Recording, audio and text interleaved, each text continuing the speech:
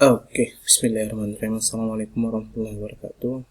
Kita kembali ke pembahasan yang barusan kita bahas pada pagi atau siang atau sore hari tadi. Pada hari ini kita akan membahas tentang efek pengganda, yaitu yang biasa dikenal dengan multiplier effect. Apa itu multiplier effect? Tadi di kelas sudah sama-sama mungkin dijelaskan bahwasanya efek multiplier itu adalah atau efek pengganda itu adalah misalnya seperti ini. Jika pemerintah misalnya mengeluarkan dana untuk menggunakan dana misalnya ya 1 T atau 1 triliun untuk pembangunan underpass atau bypass begitu atau pembangunan jalan tol gitu, mereka mengeluarkan sekitar 1 triliun rupiah. Nah, apakah jika mereka mengeluarkan 1 triliun rupiah itu efeknya akan 1 triliun bagi pendapatan nasional kita? Tidak gitu ya, tidak hanya itu, tetapi kita akan mendapatkan efek beberapa kali lipat dari pengeluaran yang dikeluarkan oleh pemerintah tersebut. Nah, berapa kalinya itu kita nggak tahu ya, kita harus menghitung terlebih dahulu berapa kali kira-kira efek yang terjadi jikalau misalnya pemerintah mengeluarkan dana untuk membangun jalan tol sebanyak 1 triliun rupiah. Atau misalnya pada kesempatan atau pada masa-masa pandemi seperti ini, pemerintah mengeluarkan misalnya transfer untuk membantu masyarakat pada dan untuk merangsang permintaan pasar misalnya seperti itu, mengeluarkan BLT misalnya sejumlah 40 triliun. Apakah dengan mengeluarkan 40 triliun itu nanti akan berdampak 40 triliun pada pendapatan nasional kita, atau mungkin bisa lebih beberapa kali lipat? Nah, inilah yang akan kita bahas pada efek pengganda. Oke, tadi mungkin sempat kita bahas sampai di sini ya untuk di kelas C, tapi kalau di kelas A dan kelas B mungkin belum sempat dibahas sampai di sini. Kita ulangi pembahasan itu dari awal gitu ya. Jadi kita mengawali ini dari rumus pendapatan nasional, yaitu yang berkaitan dengan pendekatan pengeluaran. Masih ingat ya? Rumusnya yaitu yang di atas. Kita ulang pada kolom sebelumnya. Jadi untuk mengetahui pendapatan nasional dengan pendapatan pengeluaran ini, kita membutuhkan rumus yang bisa kita hafalkan dan teman-teman sudah paham sebelumnya, itu bagaimana mencari pendapatan nasional dengan menjumlahkan jumlah konsumsi ditambah dengan investasi dan government spending atau government expenditure, dan ditambah dengan ekspor yang dikurangi dengan impor, atau bisa disebut dengan NX.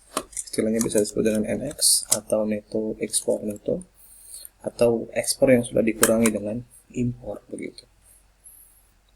Nah, dalam kasus seperti ini biasanya yang kita ketahui atau yang diberikan contoh soal-soal yang ada itu, biasanya kita mengetahui salah satu fungsi dari apa yang sudah kita pernah kemarin pelajari, yaitu fungsi C atau fungsi S gitu ya. Misalnya yang diketahui fungsi C yaitu C sama dengan 1500 ditambah 0,6 Y, seperti 0,6 YD begitu.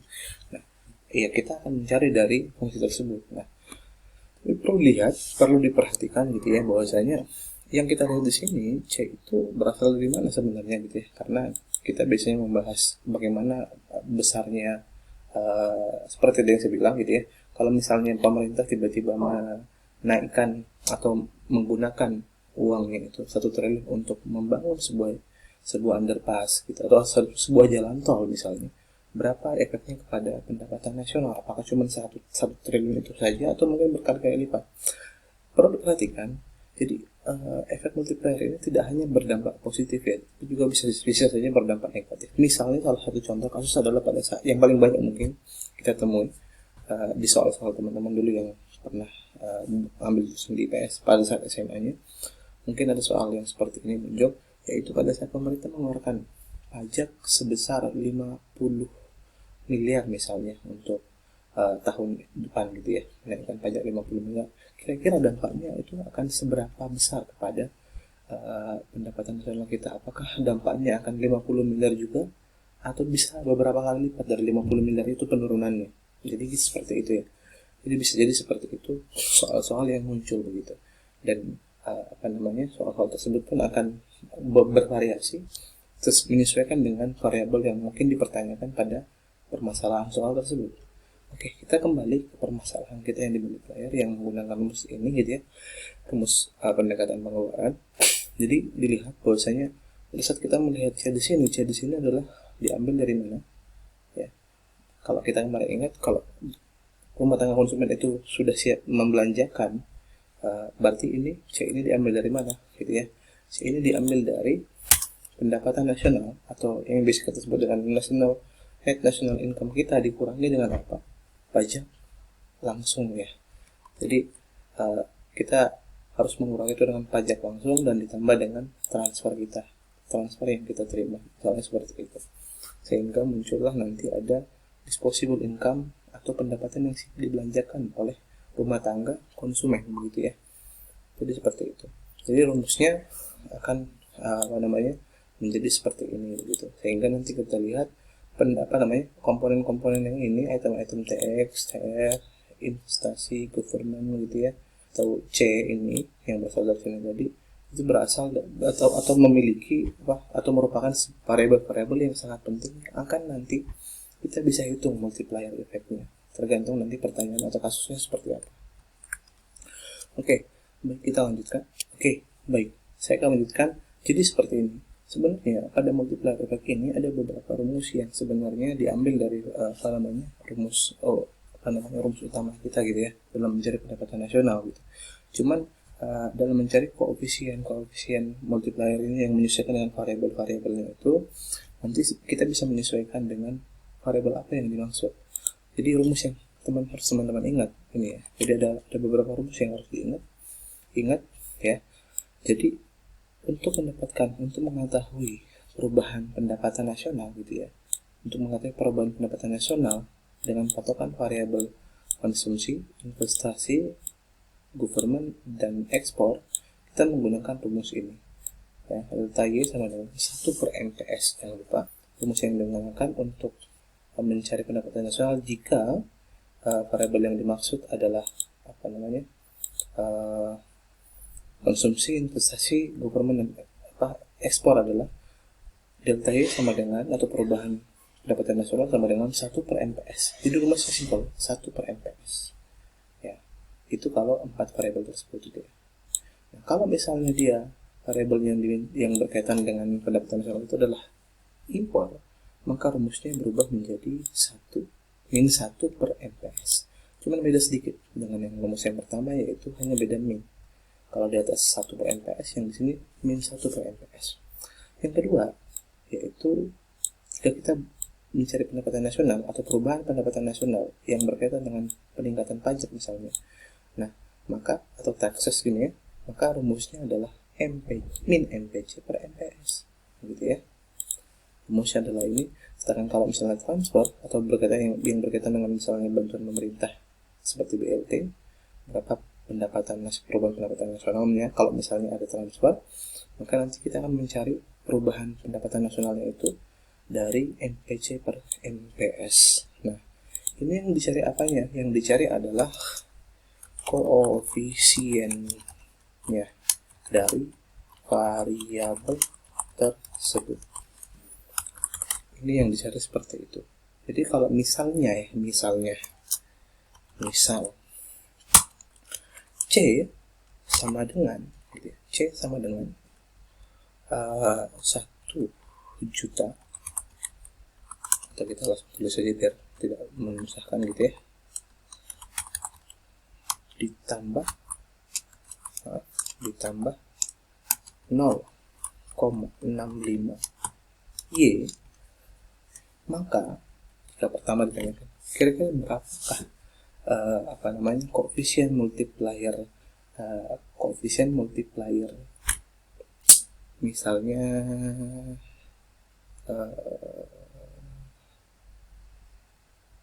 pajaknya gitu ya, kita mau cari pajaknya berapa gitu ya, tinggal gampang min MPC per MPS. Tuh gimana cara nemuin MPC nya gitu ya, kan gampang. Kalau misalnya kita sudah tahu fungsi C seperti ini ya, ingat fungsi C gimana rumusnya, kita kembali dulu ke fungsi C sama fungsi Y lah, biar kita nggak susah gitu ya.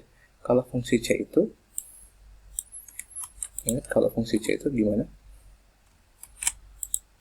kalau kita ingat fungsi C itu mana sih? Fungsi C itu rumusnya A ditambah B gitu ya, CAB. Sedangkan S sama dengan, saya masih ingat, S sama dengan min A 1 kurang B kali Y. Gini ya. Ingat kemarin kalau B itu apa? Gitu ya. B itu adalah apa? B itu adalah MPC.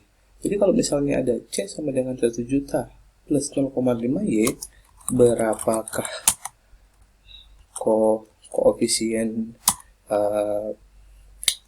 pajaknya? Gitu. Jadi koefisien pajaknya adalah, misalnya seperti ini, koefisien pajaknya adalah, rumusnya kembali ke sini ya, min MPC per MPS gitu ya. Nah sekarang MPC nya berapa? B nya itu kan MPC ya. Nah MPC nya di mana? Yang ini berarti kan 0,65. Kalau MPC nya 0,65, berapakah kira-kira MPS nya? Nah berarti ketahuan nih sekarang nih ya. Berarti ketahuan apa? Bahwasanya kalau misalnya ketahuan ya, berarti kalau misalnya MPC 0,65, maka MPS-nya sama dengan 0,35. Bisa dihitung. Nah, sekarang coba kita hitung. Kira-kira kalau dihitung, berapakah koefisien pajaknya? Ya, taksesnya berapa? Tinggal dihitung, rumusnya min. MPC berapa? 0,65. Min 0,65 dibagi dengan berapa MPS-nya? Min. Nggak pakai min ya, dibagi MPS, yaitu 0,35. Jadi berapa? Koefisien pajaknya berapa? Sama dengan, jadi hasilnya kata X-nya adalah min 1,85 sekian gitu ya. Jadi nanti akan terjadi penurunan min 1,85 kali lipat begitu ya, atau 1,85 kali lipat penurunan dari pendapatan nasional jika pajak naik sebesar 1 begitu. Jadi kalau misalnya nanti ada kenaikan pajak sebesar 1, maka pendapatan nasional pun akan turun 1,85 kali lipat dari pajak yang naik. Jadi begitu. Kok ribet Pak ya soalnya? Ya, kita misalnya contoh satu lagi biar gampang ya. Misalnya fungsi C-nya adalah 1 juta plus 0,75 begitu. Oke, 0,75 ya, kita anggap seperti ini. Maka berapakah koefisien pajaknya misalnya seperti itu? Berapakah koefisien pajaknya? Oh, kita ganti aja deh, kita ganti biar gampang. Apabila misalnya gini, kita diberikan government bisa berapa kira-kira koefisien G-nya ya, kita ganti koefisien G-nya jika misalnya pendapatan nasional sekian ya, fungsi C-nya C sama dengan 1 juta plus 0,75 Y, berapakah koefisien G-nya? Nah, kita cari G itu gimana cara nyarinya? Cara nyarinya adalah 1 per MPS. Nah, 1 per MPS itu berapa? Tinggal bagi 1 per berapa? MPS berapa? MPS-nya berapa dulu? MPS-nya adalah 0,35. Dari mana diambil? Dari 1 kurang 0,65. Kalau misalnya MPS-nya 0,25 ini ya, 75 berarti di sini 0,75. Berarti di sini 0,75. Berarti MPS-nya sama dengan 1 kurang 0,75 yaitu 0,25. Nah, kalau sudah dapat MPS-nya 0,25, tinggal dimasukkan ke rumus yang ini, yang government. Delta Y sama dengan, atau perubahan pendapatan nasional sama dengan, kita copy saja biar gampang gitu ya.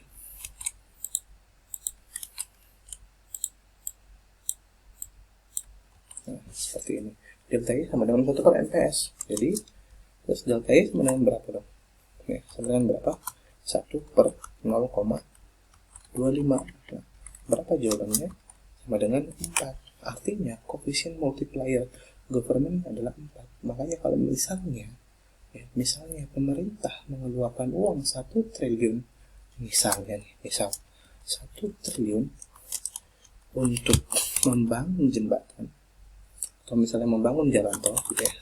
Nah, sekarang kan istilahnya jalan tol untuk banyak membangun jalan tol. Nah, jika membangun jalan tol maka penggandanya adalah 4 gitu, karena koefisien G-nya adalah 4. Nah, misalnya seperti ini. Jadi kalau misalnya nanti dipakai 1 triliun, maka efeknya tidak akan hanya 1 triliun ke masyarakat atau ke kita semua, tapi bahkan akan menjadi 4 triliun. Ya, naiknya adalah bisa naik hingga 4 triliun efeknya begitu. Soal